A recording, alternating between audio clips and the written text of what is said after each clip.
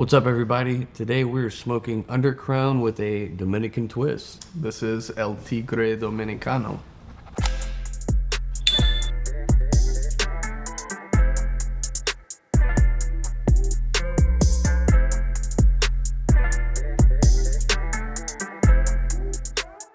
So we are smoking the newest offering in the Undercrown line, but I think it's important to know for the people out there watching, what is Undercrown, how did it get started, and what's the story behind it? Yeah, so Undercrown's been around since 2010. There's a really cool story behind it where Drew Estate was blowing up with the Liga Privada line, and the rollers were smoking so much Liga Privada that they needed something to subsidize that, so they weren't, going through their own stash. Right. So the Undercrown was born as something for the rollers to smoke, and they decided to offer that up to the public.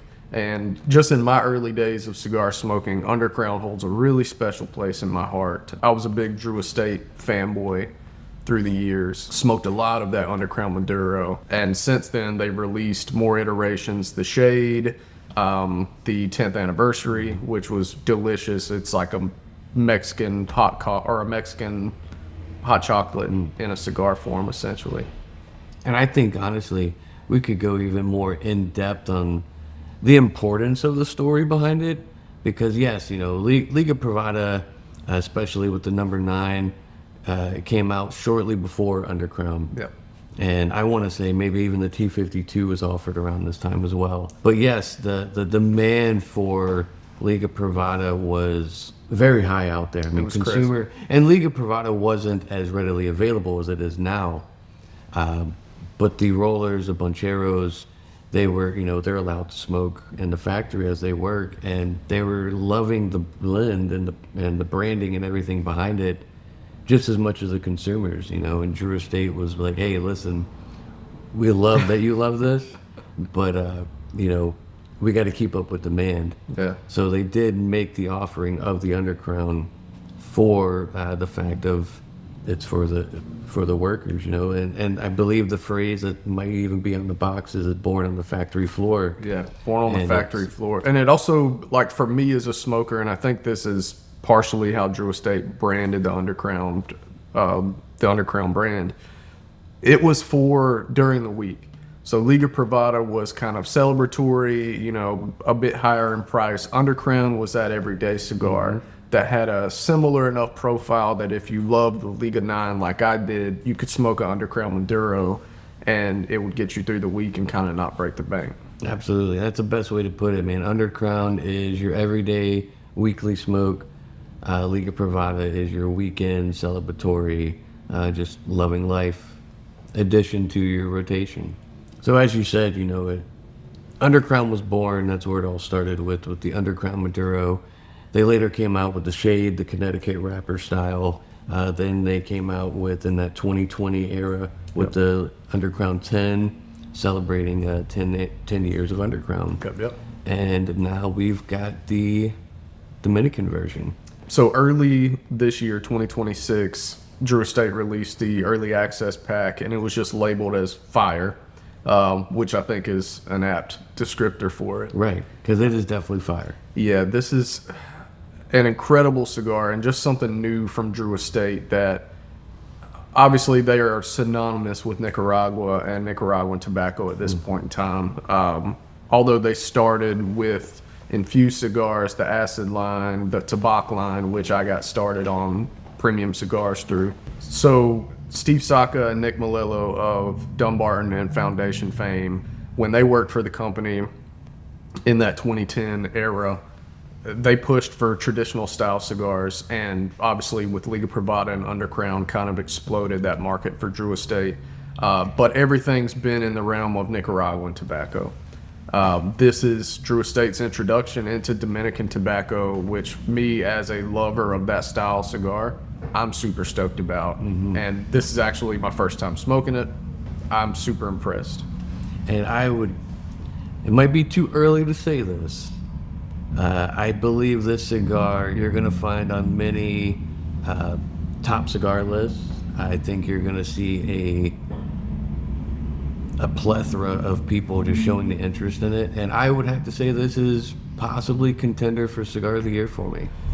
I agree. Once again, it's early in the year, like you said, but that's 100% factual. As far as the components, it has an Ecuadorian Sumatra seed wrapper, which I'm a big fan of Sumatran wrappers. The fillers are Dominican, labeled as Dominican Forward HVA and C98, which I think is super apparent in the profile. And the binder leaf is actually a lower priming of the wrapper used on the H99. Correct. That hybrid Connecticut. Yeah. Connecticut Corojo. Connecticut Corojo, yes. Which is, if you are a fan of the Liga Privada line, the H99 when it released was just insanely popular. And I think it was maybe the start of the transition from these heavy Nicaraguan forward blends to something more refined or something on the lighter side. So in traditional fashion with Undercrown, you do have a multitude of sizes, Vitolas, if you will. Yeah. You've got the Corona Viva, which there's a Corona Viva, I believe, in every Undercrown release. Personal favorite. What we're smoking now. Yeah. You've got your traditional Robusto size, Toro, and for the big Jawbreaker fans out there, you've got the Gordo 6x60. Although I'm typically a fan of smaller ring gauges, I feel like with this Dominican profile, those Dominican fillers tend to sing more in large ring gauges. And I'm super curious, and now that I'm smoking this Corona Viva, really excited to smoke the Gordo, which isn't something I say often. I would say I'm with you. Like Lancero Coronas is typically what I lean into, but so far I've smoked every size except for the Gordo. But so far the Toro has been my favorite. And maybe that's got a lot to do with kind of a larger filler to wrapper ratio. The cigar does feature a soft box press, which I'm a big fan of. A box press tends to make the cigar feel a bit smaller than the ring gauge actually is, which once again, as small ring gauge lovers, I'm always a fan of. It also just adds something to the profile. I feel like it helps round things out in certain blends and likely what they were looking to accomplish in this blend. And I think with the soft box press, it really helps with the mouthfeel to go with it too. It just makes it real comfortable to smoke on. So let's tap into flavor profile for a second.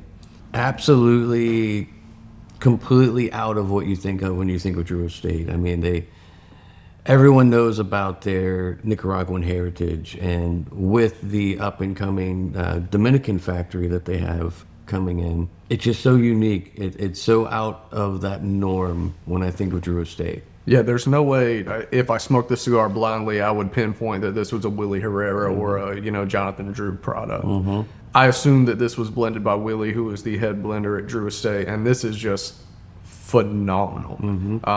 You touched on this is potential Cigar of the Year status, and I agree. This will be on our list very much, I assume. Half will Cigar Aficionado. This is, killer. It is, as a Dominican cigar lover, I'm a huge fan of Davidoff.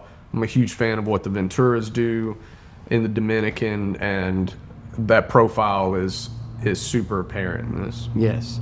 And, it's kind of very interesting, like a mixture of this, like, white pepper, but, like, citrusy, like, twang to it, as you like to say. The Dominican twang.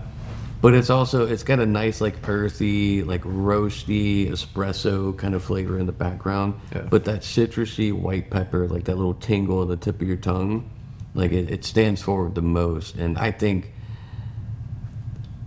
to also kind of touch into like body and strength and everything, I would put this kind of like smack dab in the middle medium. That's exactly what I was going to say. Try to say that 10 times fast.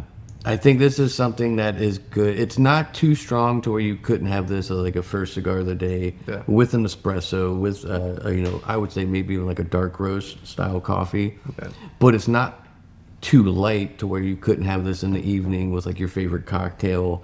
I think something with like that sweet rum kind of profile would definitely bring out the sweetness of the tobacco. So we're drinking on currently a medium roast Colombian that's anaerobically fermented, so it's got a lot of those floral notes.